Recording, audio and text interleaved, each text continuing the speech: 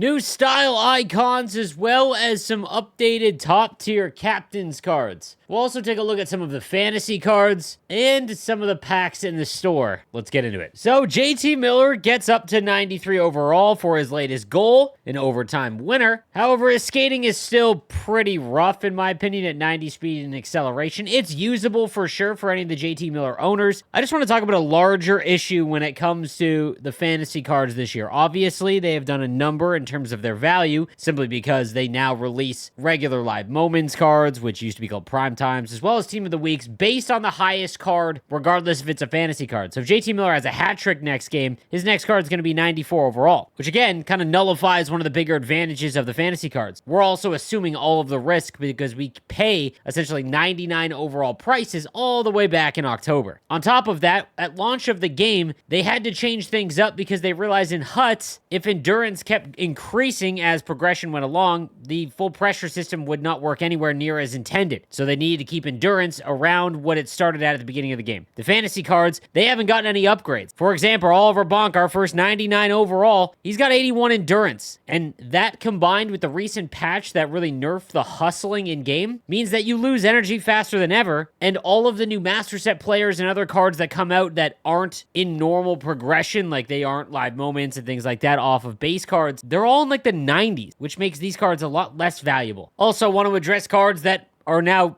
out for significant portions of the season. For example, Tomas Hertl is now having surgery and he's probably done for the rest of the year. So, unfortunately, people like myself, we're just kind of out of luck because it looks like they've made a blanket, no, we're not doing any sort of trade-in regardless of what happens to them, which again just kind of magnifies the risk involved with the cost that you've got to spend to get them. For the record, Hertl was on pace for 97 overall, real close to 30. Definitely slowed down, so unfortunately not going to get the 99 overall Hertl. This card would have actually been really good with Unstoppable Force at 99, but alas, injuries happen. Now let's take a look at the new captain cards. These are custom builds, it seems. 90 overall, 6'4", 240. His 88 overall Hut Champs card was one of my favorites. It was on my team for quite some time. He's got Sniper and Power Forward, as well as Agile Dangler and Shooting Boost. Now, honestly, Power Forward is one of the worst in terms of synergies, so you'd probably want to go Sniper Forward to help out his shot. When you combine it with Shooting Boost, it gets it right into the mid-90s. He is a fantastic centerman, just because you're not going to be able to knock him off the puck at all. It's very difficult to. 92 speed and excel, so it's nothing crazy. And he's got Silver Unstoppable Force and Born Leader, which is definitely effective when you consider that Born Leader will also provide a boost on any hits. So a very good centerman option here in the 90 Eric Lindros. But honestly, one of the sneaky good releases today is the 90 Alex Pietrangelo for his 1,000th game. He's got two-way and offensive as well as defensive and shooting boost. Defensive boost will get his defensive awareness almost maxed. He's got Gold Born Leader, again, very effective on defensemen with the hitting that comes with it. Quick Pick, which is great. Heat Seeker has been effective, and Silver Shutdown, which is one of the best abilities in the game. At 6'3", 215 with 93 speed, excel, and 93 endurance with synergies activated. He's got great body checking, max defensive awareness. This is a really good right-handed defenseman card. Like, if you've got, let's say, Sammy Salo or Cale Makar, and you're looking for that,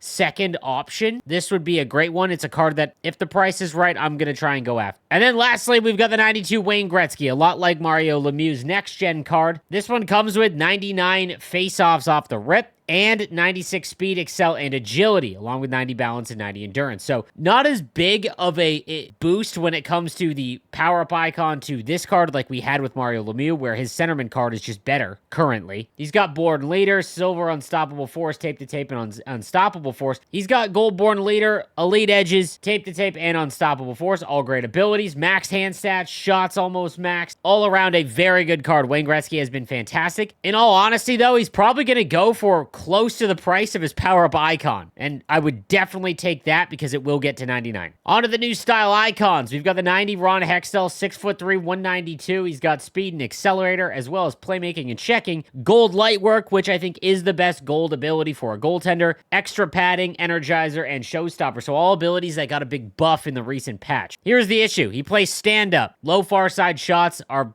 kind of the go-to goal in this game. And because they're standing up and not in the butterfly, it's just not going to work. He does come with 99 aggression, which means he will be at the top of his crease, playing almost at the blue line. And again, that just makes Deeks so much easier and tight because he plays so far out. Fun card, no doubt, but going to be awfully tough to use online. Kent Nielsen's up next, 90 overall at 6 foot 187 with sniper and playmaking forward, as well as shooting and playmaking boost, gold elite edges, make it snappy, tape to tape, and puck on a string. He's got 94 speed and excel, 92 agility, so he's an all right skater. Shot's not bad either, and it can get improved with sniper forward. Hand stats are in the mid-90s, body checking's 85, so just kind of a ho-hum card. He does have 95 faceoffs though, so if you do get him for in the cheaper range of what 90s go for, this could be an impactful centerman for you as a stopgap as you wait to find the more dominant ones, like let's say the team builder aren't it. So if you just started later on, this Kent Nielsen isn't terrible. Then we've got the 90 Paul McLean, 6'2", 218, a right-handed winger with two-way forward, sniper forward, as well as checking and playmaking boost, and gold close quarters, no contest, beauty backhand, and born leader. So nothing crazy on the ability front. He's got 92 speed, excel, and agility. Shot is almost max. Hand stats are in the low to mid-90s, and his body checking isn't anything crazy. There are definitely better right-handed wingers for you here. And then lastly from this release, we've got the 90 overall Rob Ramage, the right-handed right defenseman with the enforcer build, meaning that he can get up to 95 speed, 93 excel, 90 agility at 6'2", 200. That's phenomenal. He's also got shooting and defensive boost, which will max out his body checking on top of defensive awareness and stick checking being improved. Gold truculence is fantastic. He's got thunderclap, back at you, and bouncer, all really fun hitting abilities. Again, another awesome right-handed option to go behind one of the more dominant ones like Sammy Salo or Kale McCarr, for example. A really fun option. Now, unfortunately, he's going for like 500,000 coins. Touching on the game day cards real quick, as Trevor Moore did get up to 88. Just want to speak about game day cards in general. A lot of them, again, are just based off of their base card, and then they go up +1 via whatever stat increase they get. But again,